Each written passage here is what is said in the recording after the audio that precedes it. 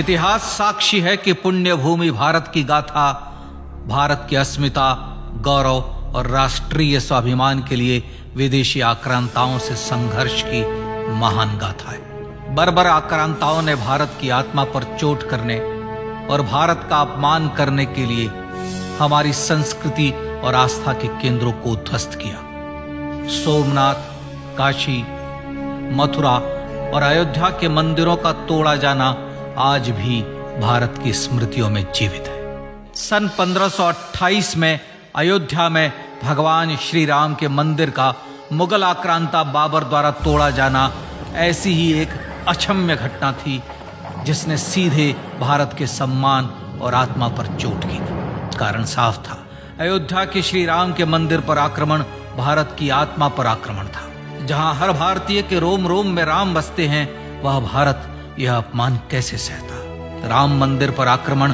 भारत को आहत कर गया था। विदेशी हमलावर अपनी बर्बरता दिखाते गए और भारत अपने आत्मगौरव को फिर से पाने के लिए संघर्ष करता रहा। भारत रामलला के जन्म स्थान पर बाबर के नाम पर बने एक ढांचे को देखता और उसे हटाने का संकल्प लेकर शक्ति संजोया करता।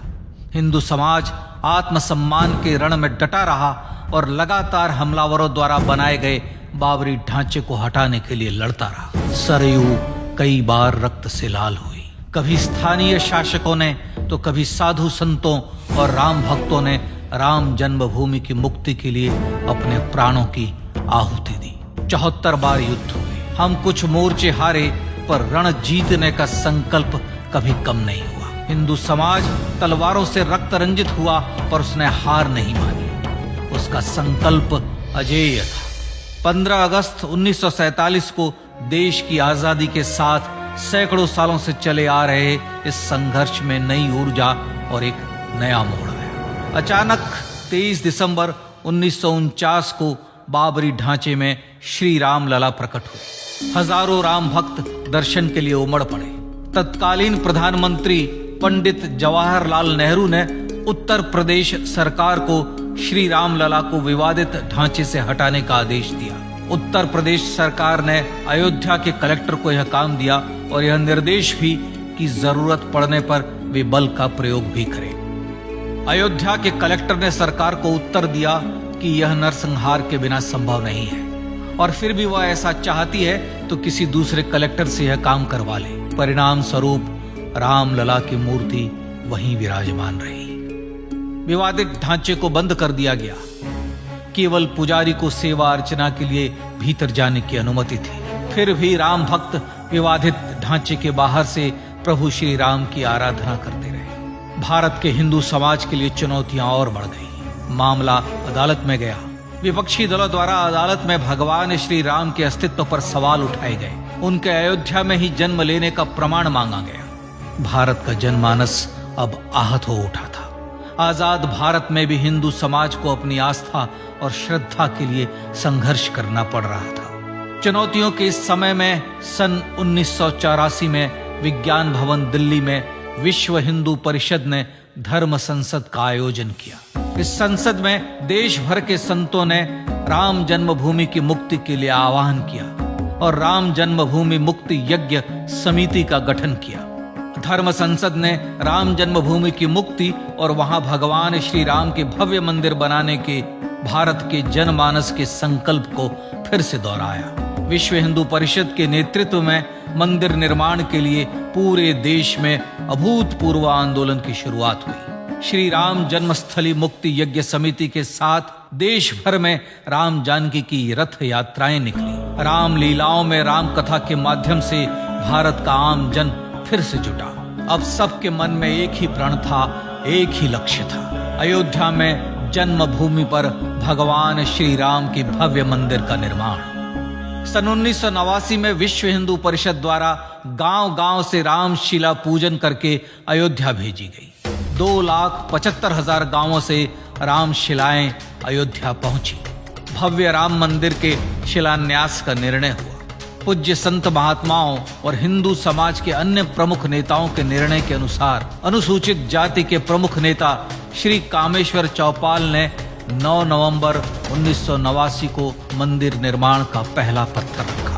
राम जन्मभूमि पर मंदिर निर्माण के लक्ष्य की पूर्ति के लिए सन 1990 में सोमनाथ से अयोध्या के लिए श्री लाल कृष्ण आडवाणी ने रथ यात्रा की शुरुआत की। देश में जन भावनाओं का ज्वार उमड़ने लगा। श्री लाल कृष्ण आडवाणी के रथ यात्रा के साथ साथ मंदिर के लिए जन समर्थन बढ़ने लगा और छद्म सेकुलरवाद बेनकाब होने लगा। इस जन आंदोलन को रोकने की तमाम कोशिशें हुई पर सब व्यर्थ हुई।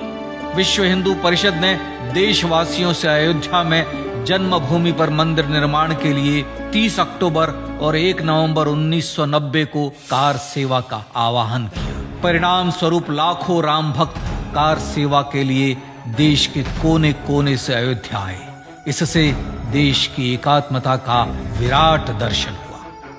कार सेवकों को रोकने के लिए उत्तर प्रदेश के तत्कालीन मुख्यमंत्री श्री मुलायम सिंह यादव ने अयोध्या में परिंदे को भी पर न मारने देने की घोषणा की। स्थितियां गंभीर हो गई।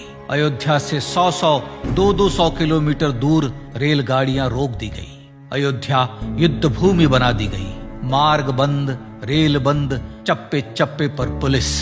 अयोध्या सैनिक छावनी में बदल गई। राम नाम पर ऐसी पाबंदी कि अर्थी ले जा रहे लोगों तक को रोका गया क्योंकि वे राम नाम सत्य कह रहे थे। लेकिन सैकड़ों किलोमीटर की यात्रा कर कार सेवक अयोध्या पहुंचने लगे। राम के गीत गाते, होठों पर हंसी और पांव में छाले लिए राम काज के लिए राम भक्त देश विदेश से अयोध्या पहुंच ही गए। कार सेवकों पर गोलियां चली। अनेक कार सेवक शहीद हुए। आजाद भारत में जन्मभूमि पर राम मंदिर के लिए कार सेवकों ने फिर एक बार अपना बलिदान दिया, पर कार सेवकों ने विवादित ढांचे पर भगवा फहरा ही दिया और इस तरह कार सेवा सफल हुई। श्री राम जन्मभूमि आंदोलन ने भारत की सुप्त आत्मा को झकझोर कर जगा दिया था। विश्व हिंदू परिषद ने फिर एक बार 6 दिसंबर 1992 को कार सेवा का आह्वान किया। राम भक्तों को कार सेवा करने देने के लिए अदालत में प्रार्थना की गई, पर अदालत ने कोई निर्णय नहीं दिया। परिणाम स्वरूप बौद्ध, जैन, सिख, स्वामीनारायण संप्रदाय, गायत्री परिवार, हर पंथ मत विचार के हिंदू एकत्र हो गए। छूत अछूत का भेद मिटा, जाति की पहचान मिटी। हम सब हिंदू, हम सब सिंधु बन गए। राम सिंधु में ज्वार उठा और देखते ही देखते 6 दिसंबर 1992 को श्री राम जन्मभूमि से बाबरी ढांचा सदा के लिए हट गया।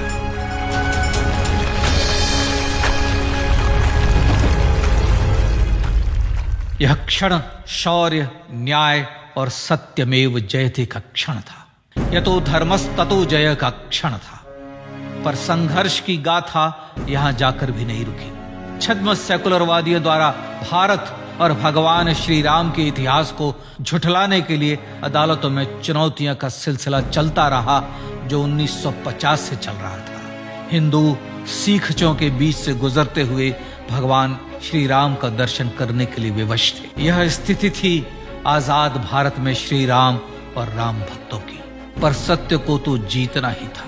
आखिरकार देश के सर्वोच्च न्यायालय के 5 जजों की खंडपीठ ने 9 नवंबर 2019 को ऐतिहासिक निर्णय दिया और यह कहा कि अयोध्या जन्मभूमि परिसर की पूरी 67 एकड़ भूमि रामलला की। और न्यायालय ने भारत सरकार को जन्मभूमि पर मंदिर बनाने के लिए एक ट्रस्ट बनाने का आदेश दिया।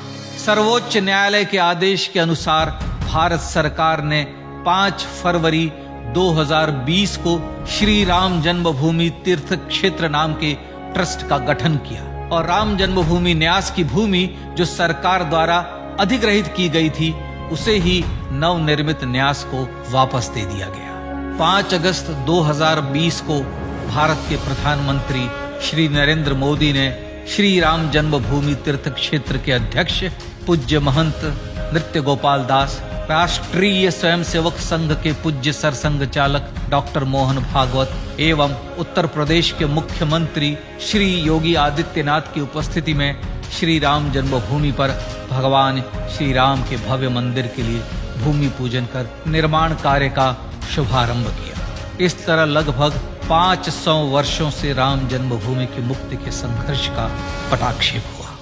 अपने आत्मसम्मान और राष्ट्रीय अस्मिता के लिए इतना लंबा संघर्ष विश्व के इतिहास में बेजोड़ है।